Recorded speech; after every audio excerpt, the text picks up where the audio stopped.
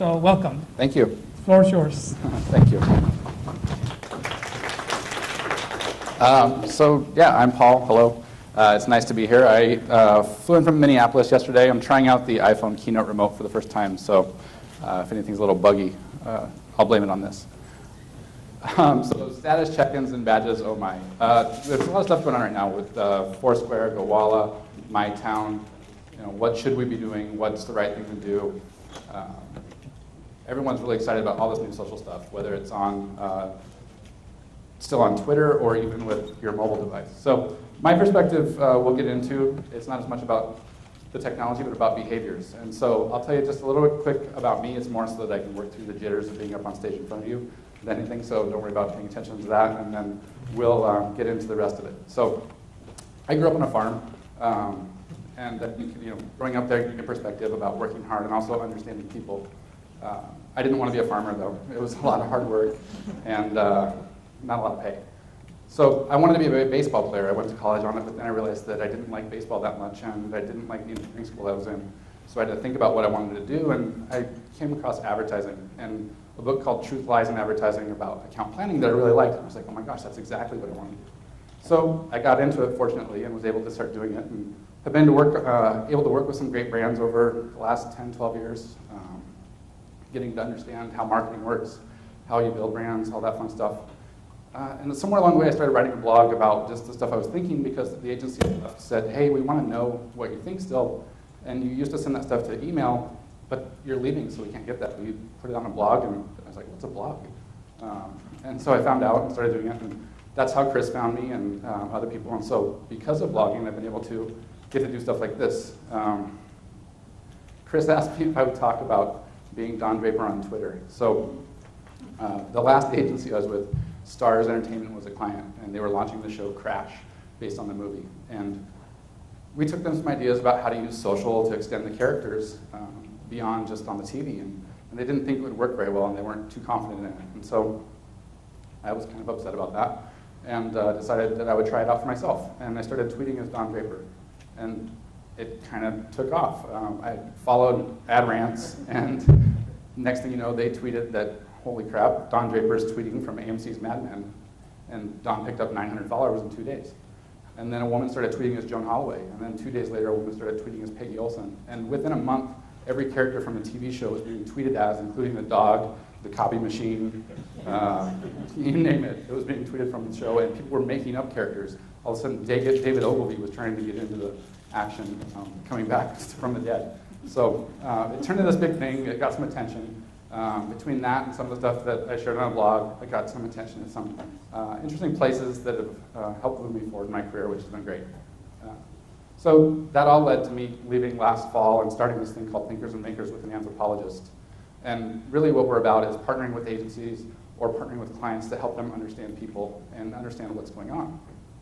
And it also led to my bio now, former farm kid creating better ways forward through anthropology, design, and technology. I really don't know what to call myself because of just the variety of things that I dabble in and try to get into, and calling myself one thing didn't make sense. So where I'm coming from. New ways of reaching people are moving toward infinity. We have endless ways now to reach people through mobile, through social, through digital, TV, everything that's been around. It just keeps going up. There's so many channels to reach people. And the cost of developing new technology is moving towards zero. So the cost to make this new iPhone 4 isn't that much more than the cost to make the previous iPhone. That doesn't mean the cost to develop new things is cheaper necessarily. It still takes human time to create things. But the actual technology itself doesn't cost that much as an increase to what was there before. And that makes us happy. Because we can do new things and it doesn't cost that much more than it used to. But brands' attention demand is increasing. We want more and more time from people. There are more channels. We need more attention from them. We want to sell more stuff.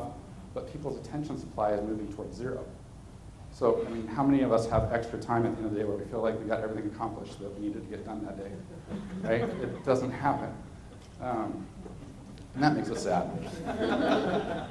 So, the future of marketing is not about doing and saying things to people, but it's about doing things with and for them.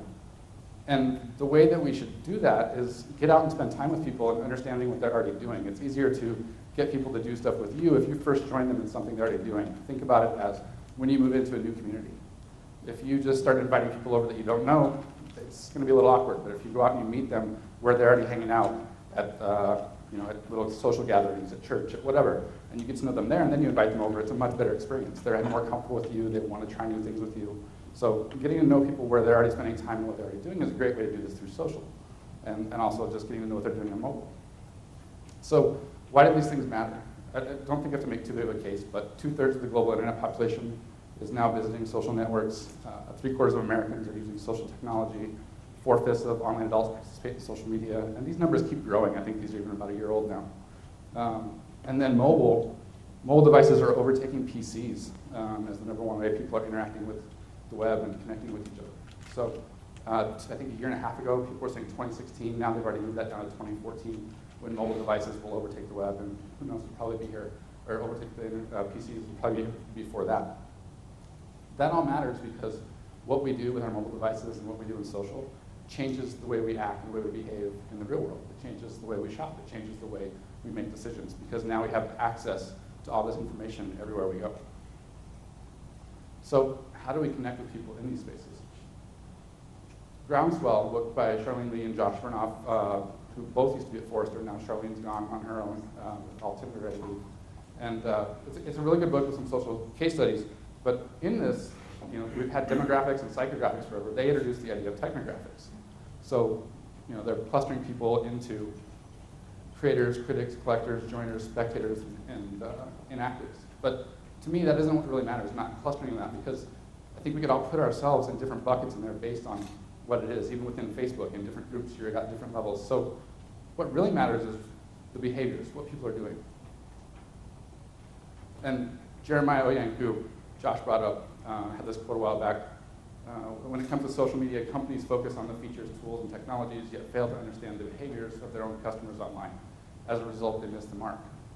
And he said it, understand the behaviors. So again, that's important because it affects what we do in the real world. It's the last time I'll show that slide. Social media behaviors. So I've categorized this into 5 things to bucket it, to make it easier to think about: connecting, creating, collaborating, sharing, and consuming. So obviously people are connecting. We're connecting with old friends from high school, from elementary school, from college, and new people that we meet. Maybe some of us will connect here after we met here for the first time. So social media brings us all together, and then we're able to connect and keep that relationship alive past when we met in person or past when we knew each other in person. So Pepsi is trying to leverage this, of people connecting. They created Refresh Everything, and they want to refresh the world. And now in the Gulf, have a specific thing set up for it, to give money to people who have an idea about how to do something better for the environment, better something for communities. So they're using this idea of people connecting to try and do good for the world. So thought starters here that you can ask yourself around connecting. What values, beliefs, and interests do you share with people who buy your products and services? That's a good way to connect with people. That's how we connect in the real world. We find people who share interests with us, values, and beliefs, and then we're able to forge a relationship and do stuff together. So find people like that. How can we connect with them? What are those people already spending time that you can connect with them through those things? And then how can you connect people to other people for those things? So it's not always about you doing something with them, but think of friends in real life. If you take 2 people you know who don't know each other, but you think they'd make great friends, and you introduce them, and they have a great relationship, then you get credit and good feeling for that. And you've got the same situation going on with brands. If you introduce people who don't know each other, but end up liking each other, they'll always talk about how you were the one who made that connection. Collaborating. So people are getting together through social media to do things in the real world. This is largely what Emily and I are doing with Thinkers and Makers. We want it to be the 2 of us, and then collaborate with interesting people that we meet along the way to do great work. They're doing this again around values, interests, beliefs, things they share with each other, things they share with other people to accomplish bigger goals. Threadless's whole business model is built on collaborating. Without the designers out there in the world submitting t-shirt ideas, they wouldn't have a business model. Without the community to go vote which t-shirts get printed, they wouldn't have a business model. So it's really about collaborating and bringing stuff together. Texas Instruments is doing a good job on the B2B side of using community to talk with their customers and figure out what's going on with the chips, how can they make them better, what problems, what questions do they have. They're collaborating with their customers to improve their products. So how can you collaborate with people in a meaningful way as a thought starter here, or how can you help people collaborate with each other more easily? Again, bringing them together to accomplish what they're doing. The Pepsi model can fit here as well.